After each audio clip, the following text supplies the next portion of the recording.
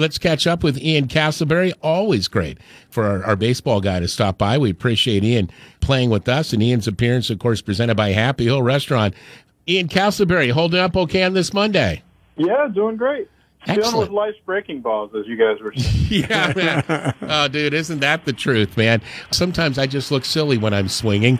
Ian, first things first, it looks like 2 more games involving the Twins postponed due to an outbreak among the players. That was just yesterday. And Saturday, Ian, what's the latest on the Twinkies as we speak? Yeah, postponed today. COVID-19 issues. I'm not exactly certain how many players had tested positive or contact traced, but the game today has been rescheduled. It sounds like for a doubleheader tomorrow. So as we've talked about, Major League Baseball is going to continue with the 7-inning doubleheaders because there are probably going to be a few played as we see COVID postponements. Now, one issue, I don't know if you guys had talked about this, is whether or not former Braves Angels shortstop Andrelton Simmons is responsible for this COVID outbreak, because Simmons quite publicly said he was not going to get vaccinated. And he tested positive for COVID, and now we have a problem among the Minnesota Twins with a COVID outbreak. So is Andrelton Simmons, quote-unquote, patient zero? That has not been determined, but that doesn't really look good when you have a player who says he's not going to get vaccinated, and then your team has a COVID outbreak. Jeez, Charlie. I mean, Wow. if you're Rocky Baldelli, the Twins manager, how do you handle that? You can't make him get. You can guilt him into it. Like, all right, be selfish. Yeah, let your teammates down, but legally, there's nothing he can do about it. You wonder if down the road that it may be a situation of you require people to have vaccine, just like certain places require their employees to get flu shots, or they have to do this or that, or as a condition of employment. It's kind of crazy. Going to be real interesting to follow that, Ian, to see if he is the guy. Oh my God! Absolutely. And then hopefully this is nipped in the bud. And then again, you have to keep an eye on Simmons throughout the season. Will COVID have affected him? You've seen other athletes. I don't know if you guys saw Jason Tatum of the Boston Celtics. He's saying he's still having trouble breathing after contracting COVID. Like he has to do like an asthma treatment before the game. His cardiovascular capabilities aren't what they were before he got COVID-19. It's not a big ask. I mean, this isn't about personal rights. We just have a pandemic right now, and we get through this faster if we all, wear masks and take the vaccine. And I still will never understand why people refuse to do it, but I guess they've got their own reasons. But when something like this, if Andrelton Simmons, if it does trace back to him, oh my, some splaining to do there. Is Ian Castleberry joining the Wise Guys on the DC Creasman Jewelers Wise Lines. Guys, after he got rocked by the Cardinals on Saturday, the Nats placing Steven Strasburg on the 10-day IL. And Ian, judging by Strasburg's, injury history, I know it's just the 10-day IL, but is that anything to be worried about? I think it is. Steven Strasburg, as you mentioned, has had a long history of injury. I mean, he is one of the best pitchers in baseball. But when he's healthy, the Nats might not have won the World Series in 2019 without him. But a shoulder inflammation coming out of a start. He was seen on camera in the tunnel rubbing his shoulder, which I know Strasburg and manager Davey Martinez weren't happy about. They think that was sort of an invasion of privacy. But between the shoulder inflammation, Strasburg's velocity was down in that start. And as you said, he got rocked. 7 runs on 8 hits, 5 walks, just 4 innings pitched. Strasburg missed most of last season with a carpal tunnel injury, and this is a shoulder as opposed to an elbow. But with Strasburg's history, I think you do certainly have to wonder. Putting him on the shelf for a while is going to be required. And this puts the Nats in a tough spot. They're already last in the NL East at 5-8. Again, it's early, 3 games behind the Mets, only a half game behind the Braves. But now you look at that Nats rotation. Max Scherzer, Patrick Corbin, who struggled in his last start, Joe Ross, John Lester is coming off the COVID list, and then that 5th spot, they're going to have to probably patch that with prospects and long relievers. So if the Nats are going to have any chance whatsoever to compete in the NL East, they're going to need Steven Strasburg. The thing that would worry you more than anything is that he had no velocity on the ball. Absolutely, yeah, that's a big. I mean, it was two miles per hour down from his usual. So I think that's what they usually say with injuries with pitchers. You know, if it's velocity, it's the shoulder. If it's location, it's the elbow. Those are the problem areas to look at for pitchers. Oh man, Strasburg, man, yeah, like you say, when he's on, when he's healthy, he is on. But like many great players, injuries sometimes delay those best plans, and it segues nicely into this one. The Yankees, Jay Bruce retiring just weeks into the season. He announced it yesterday before the Yankees game, and you know, he enjoyed a solid MLB career, over 300 home runs, close to 1,000 RBI, but injuries kept the one-time can't-miss prospect from achieving more. Wouldn't you say, Ian? Yeah, I think his body prevented him from achieving everything that he could have in his big league career. His body just breaking down year after year. But, you know, he played 14 seasons in the major leagues.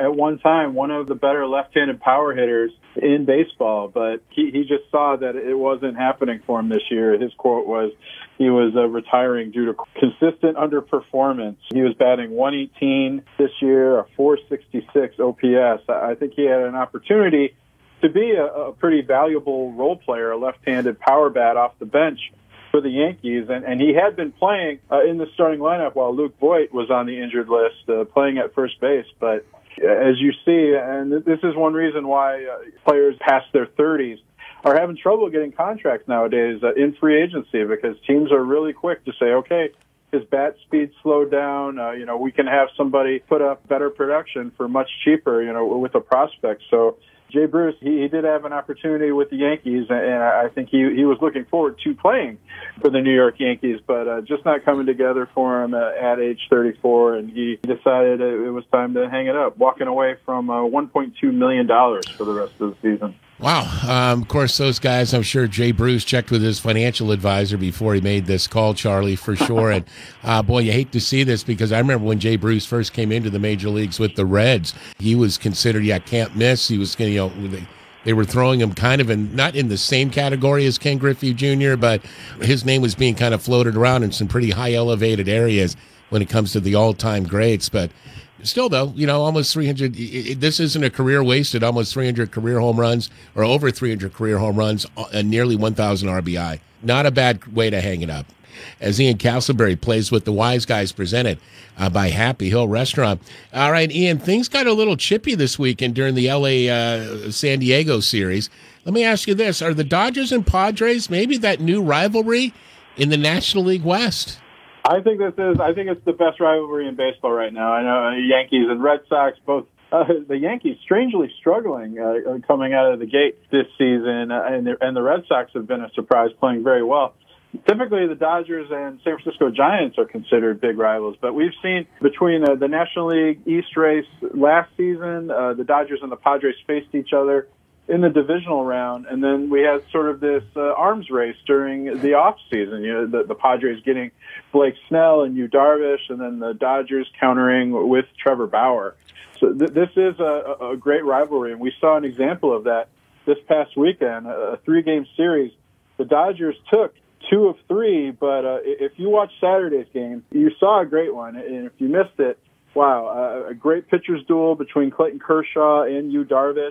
Both pitchers, between the two of them, they allowed 1 run over 13 innings between them and racked up 17 strikeouts. So that was a classic pitcher's duel.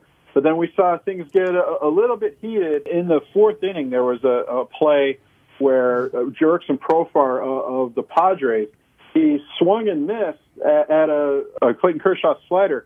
But as he was swinging, he hit the catcher, Austin Barnes, hit his mitt.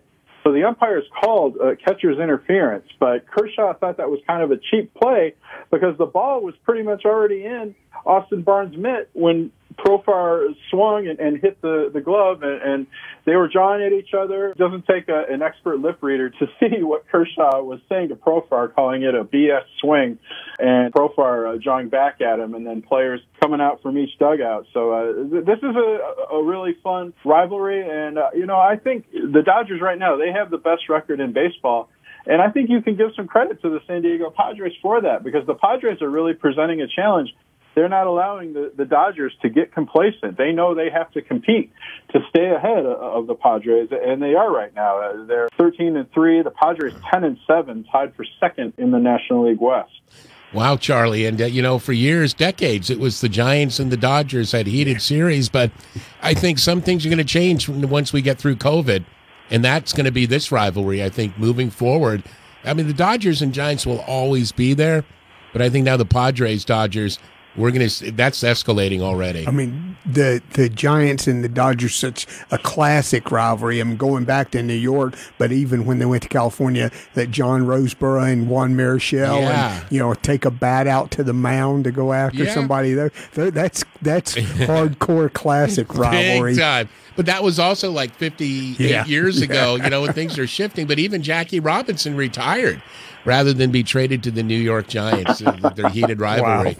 Wow. As I think, did you point that out on the show, or maybe Demp pointed out? Someone on this show pointed that out in the last couple of days, and there's a lot of I've forgotten all about that. It just goes to show the intensity of this rivalry. And hopefully this is going to be moving forward. Ian Castleberry joins the Wise Guys, of course, Mondays here, talking Major League Baseball headlines. And, quickly, Ronald Acuna, looks like he had to be pulled from the Braves route of the Cubs last night, Ian, but they were going to, do more, a little more work on him today to figure out what exactly is going on. And we know, I think he had, like a pulled abdominal muscle. But what's the latest on that? Yeah, Ronald Acuna, he left Sunday night's game in the fourth inning, running around the bases. It looks like maybe he hurt himself, straining his abdomen, diving back to first base on a pickoff attempt. But he did come around to score, and after he slid into home, he took a little while to get up.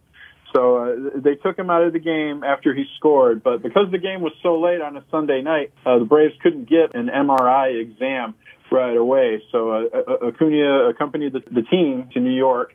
He got an MRI exam there, and a mild abdominal strain was revealed. So as of right now, Ronald Acuna is day-to-day. The Braves haven't made a decision as to whether or not he needs to go on the injured list. Oh, boy. Let's hope that doesn't happen. Yeah. The Braves are starting to turn it around there, Coach. And the way that guy runs, you can see where he might pull something, Oh, yeah. I mean, I understand that, being a high-end athlete myself. Of course, that's not, you kidding me? I have no idea how this all works, but it's what we would call an owie for sure. And certainly, I'm sure, the Braves need Acuna back moving forward. Obviously, it's early in the season. You hope, okay, if this is going to happen, at least it happens now. Right now, the Mets are leading that division, and the Braves sitting at 7-9, 2.5 games back. But, hey, they won last night in a big way. Hopefully that's a catapult. Always appreciate you, Ian. Hey, man, have a great rest of the day. And all right. Have a great day, you guys. You too, buddy. See you, man. Always appreciate you, Ian. Ian Castleberry with the Wise Guys. And by the way, you can follow Ian by going to awfulannouncing.com. Also, thecomeback.com. You can also like both on Facebook, and also the podcasts as well. If you can pick that up, but where you normally can get your podcast. Really talented guy and writer. That's Ian Castleberry with the Wise Guys.